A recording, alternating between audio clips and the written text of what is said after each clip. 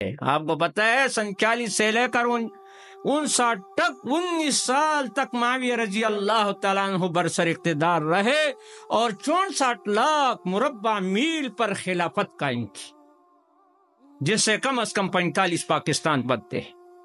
عثمان ذی نورین کے دور میں 44 لاکھ مربع میل پر اسلام پھیلا، اور عمر رضی اللہ عنہ کے دور میں 22 لاکھ مربع میل پر اسلام پھیلا، جس سے 15 پاکستان بنتے ہیں۔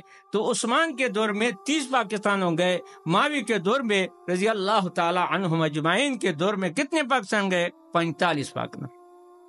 پھر عبد الملک بن مروان، عمر بن عبدالعزیز کے دور میں یعنی مطلب کیا ہے 86 لاکھ مربع میل پر گویا کی مثال کے طور پر کتنے بن گئے؟ 60 پاکستان کے رقبہ پر اسلام پھیلایا۔ کیا وہ لوگ برے ہو گئے؟ تم صحیح ہو گئے؟ ایسے میں کہ اس لیے کائنات کے بدترین کافر جو ہے وہ شیعہ ہے۔ یہ اصل میں شیعہ بھی نہیں ہے، یہ روافض ہے، یہ ابن سبا کے اولاد ہے، یہودوں کے اولاد ہے۔